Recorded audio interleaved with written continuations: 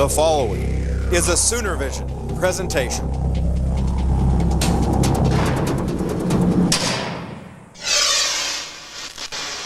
On this edition of Inside Sooner Football with Bob Stoops, highlights of the win over Iowa State, an interview with Jerry Schmidt, Oklahoma's strength and conditioning coach, a Sooner Millennium moment from a bowl game against Texas Tech, and we'll look forward to this week's game against the Red Raiders. From the Sooner Vision studios at Memorial Stadium at the University of Oklahoma, it's time for Inside Sooner Football with Bob Stoops.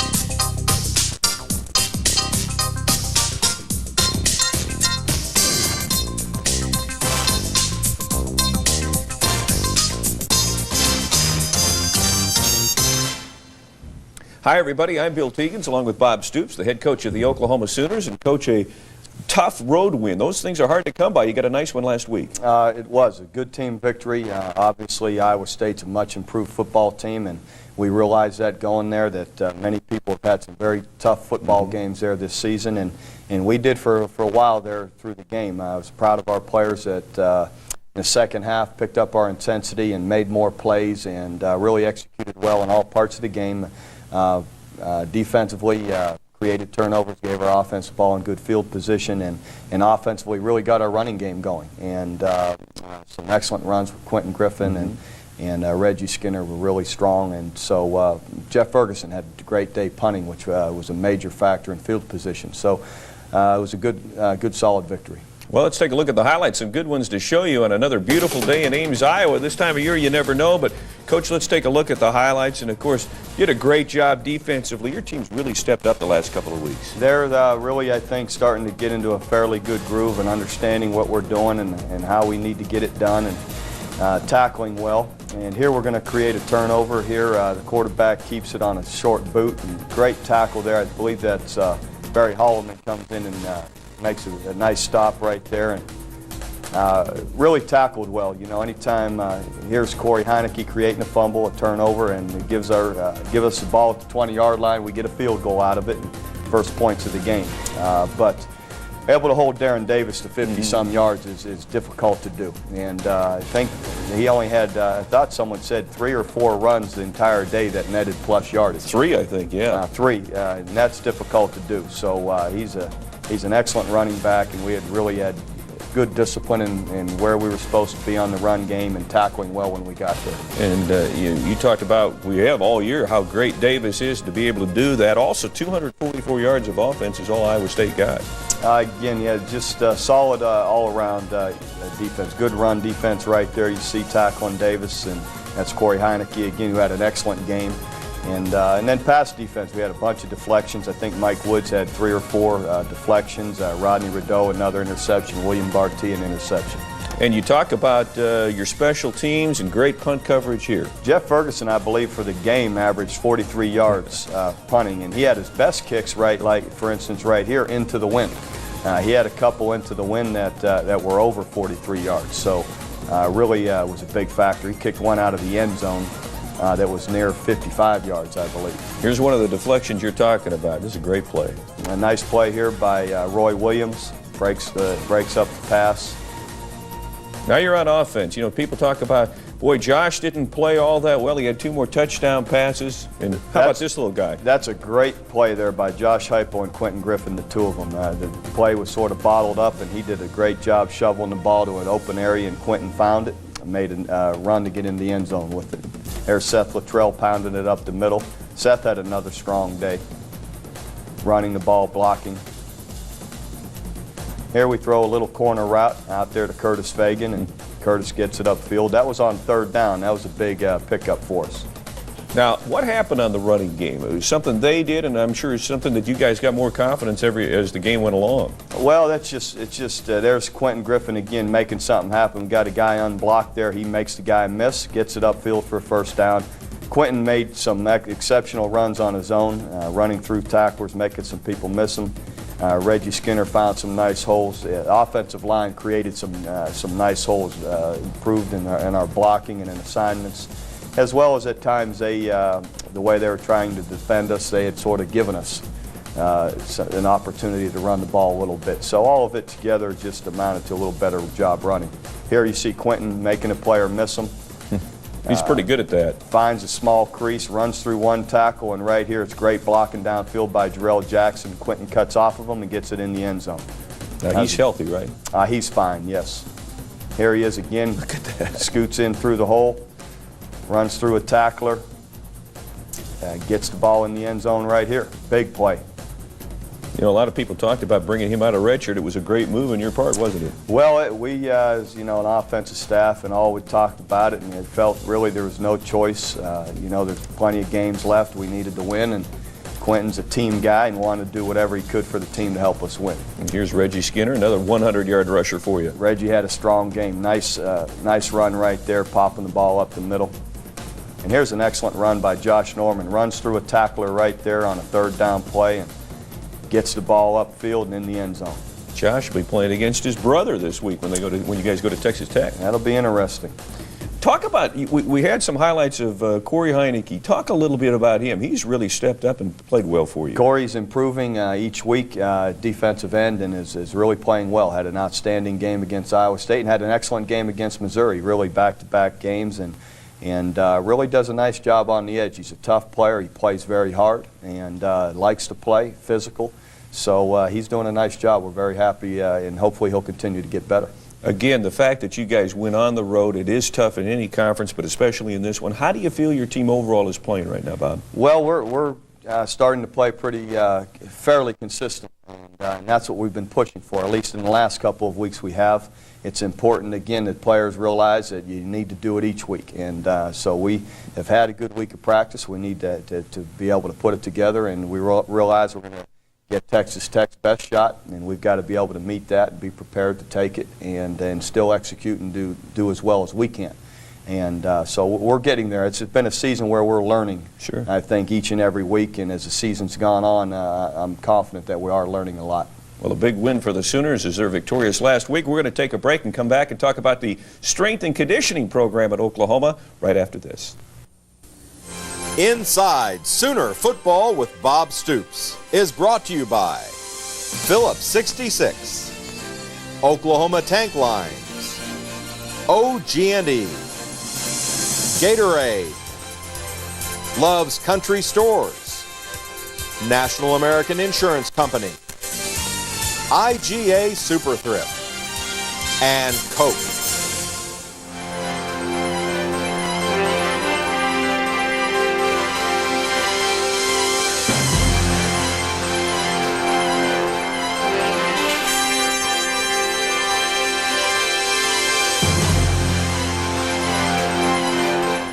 Are you the ultimate Sooner football fan? If you are, stop by any Fred Jones Auto Collection and register to win an OU football fan pack for an upcoming home game, courtesy of your friends at the Fred Jones Auto Collection.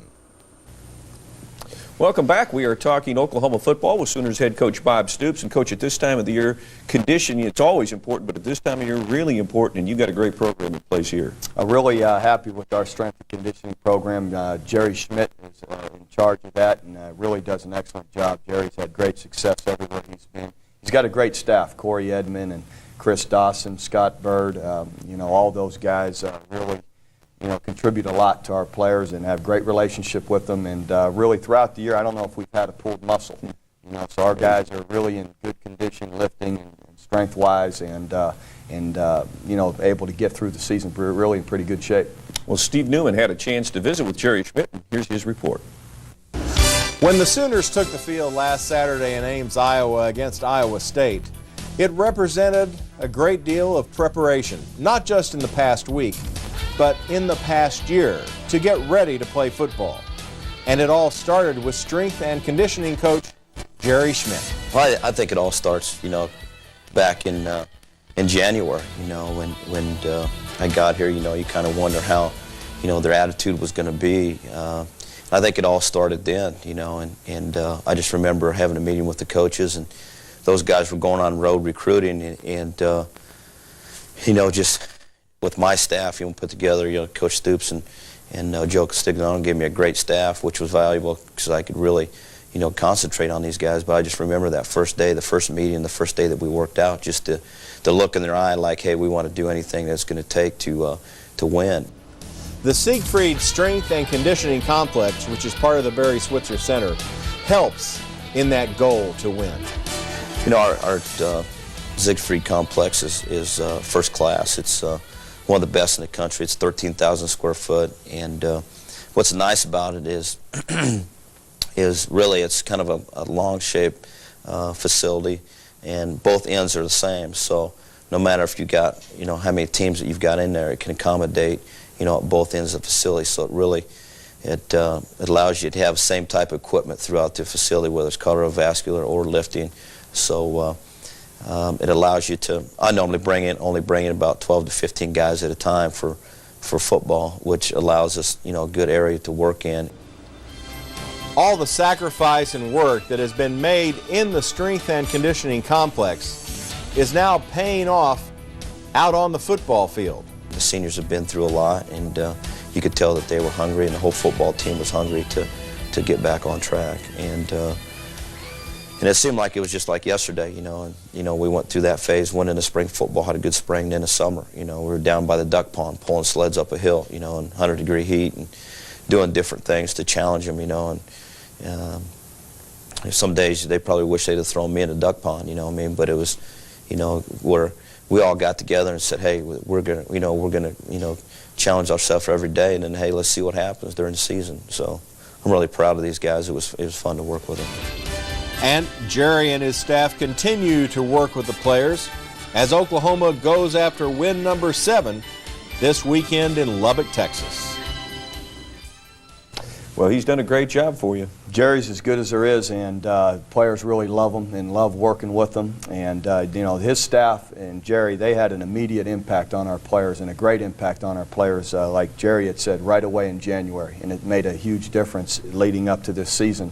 And it's given us a chance to have some success and to make improvement. Well, he's done a terrific job. You know, we normally don't have time to talk about what's going on nationally in football. Since we have a minute today, you know, you got Florida State coming up this weekend, huge game. You've got Virginia Tech that's been a surprise. Anything stand out to you on the national scene this year? Well, you notice a lot of parity. I think it's obvious you see more and more teams that maybe aren't that hadn't been up in the top, you know, 10 all the time or all. There's a lot of people now fighting for those top 20, top 15 spots, and there's a lot of parity in college football, and you really notice it in conference. And in all the major conferences, you see anybody can get anybody on any given Saturday. It's who's prepared to play and ready to play, and when they get out there, makes the most plays in the game. But there's a lot of parity anymore in all conferences and certainly in the national scene. I guess what you said is probably the major factor. If you're prepared to play and you go out and do what you're supposed to do, in this day and age, you can grab a win sometimes in difficult places. There's no question. Who's the most prepared and ready to go after it's got the best chance of winning. And anybody can get anybody, that's for sure. This is your first year as the head coach of the Sooners. Has it just gone by very quickly? We were talking a minute ago. It's hard to believe that we're 2 weeks left in the season. Seasons usually do go by pretty fast once you're in the middle of it and going through it. But it's been enjoyable. It's been fun. I appreciate the attitude and work of our players and how they've, since the first day we were here, and how they've accepted what we're trying to do and that we're having fun. The guys are working hard, but having fun with it and learning and enjoying, I think, the process of improving and learning how to succeed and handle some success and to get better each day out on the practice field, and hopefully we'll continue to do that. Well, we're going to take a break, come back with a look at a Sooner Millennium moment right after this.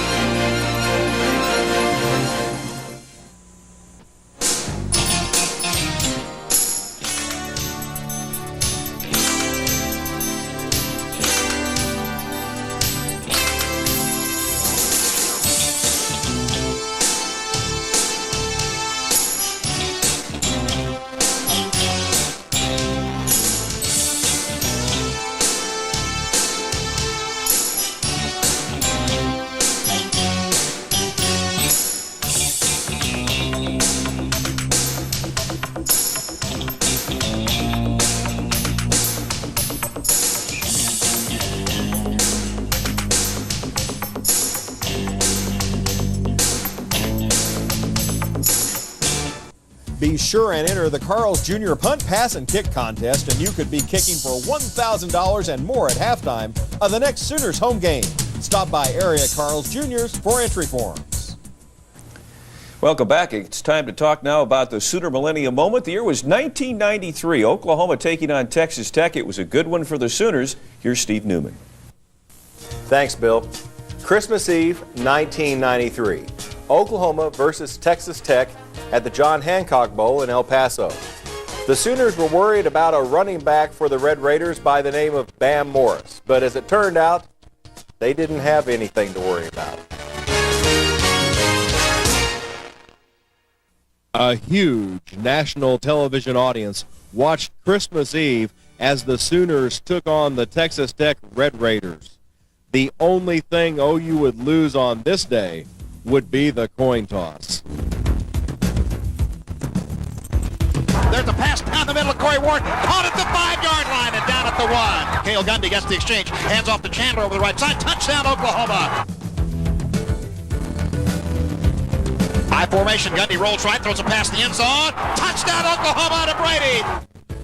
The Sooner defense spent the afternoon shutting down Bam Morris and the rest of the Red Raiders.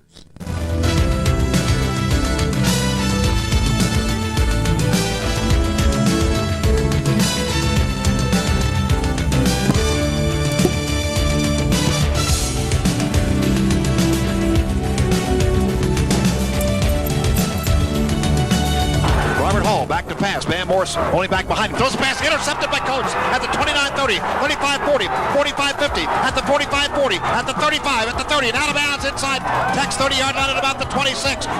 Cale Gundy finished a great Sooner career with 3 touchdown passes.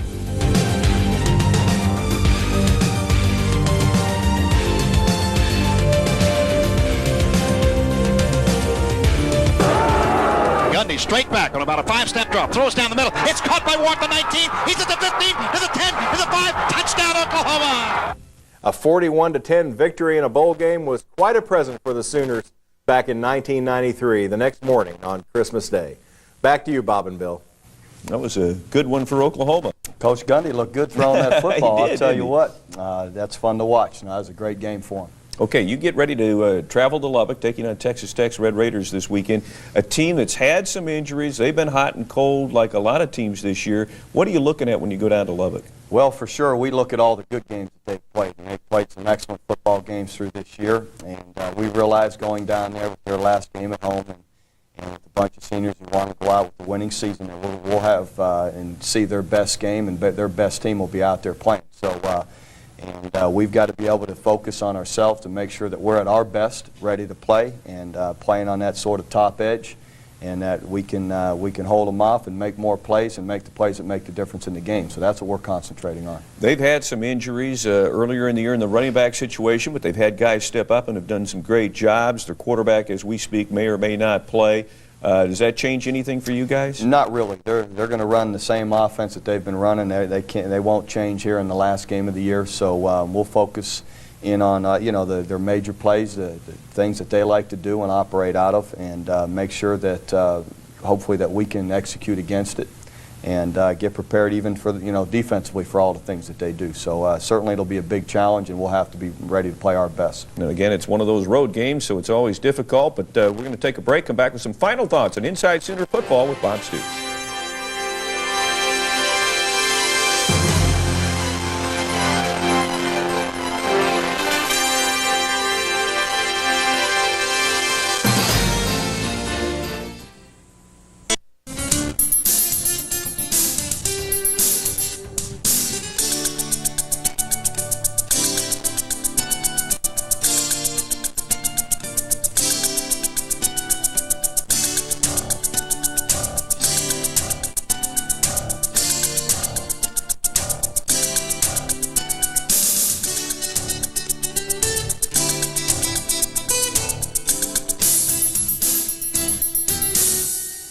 To hit you. And welcome back. And Coach, as you get ready to head to Lubbock, 6 wins on the season. You stand with a 6-3 record. That means you're bowl eligible in a winning season. Sure is. Assured of a winning season, that's for sure. It doesn't assure you of a bowl game. And what I like is in the locker room after our players, certainly recognizing they're assured a winning season. But what I'm hopeful is that they're more hungry now because they've had a taste of some success, but they want more. And certainly it'll be very disappointing if we can't continue to build off of this and continue to be successful and win. So we still have a lot in front of us here this year, and we're going to keep going after it, hopefully. And Oklahoma will be back on television as well this weekend. Don't forget Sooner Football 99, the playback show with Coach Stoops. Check your local listings for that. Coach, best of luck, and we'll talk to you next week. Thank you, Bill. Our thanks to Bob Stoops. I'm Bill Teagan. So long, everybody. Inside Sooner Football with Bob Stoops has been brought to you by Phillips 66, Oklahoma Tank Lines, OG&E, Gatorade, Love's Country Stores, National American Insurance Company, IGA Super Thrift, and Coke. Furnishings for Inside Sooner Football provided by Mr. Robert Fine Furniture in Norman.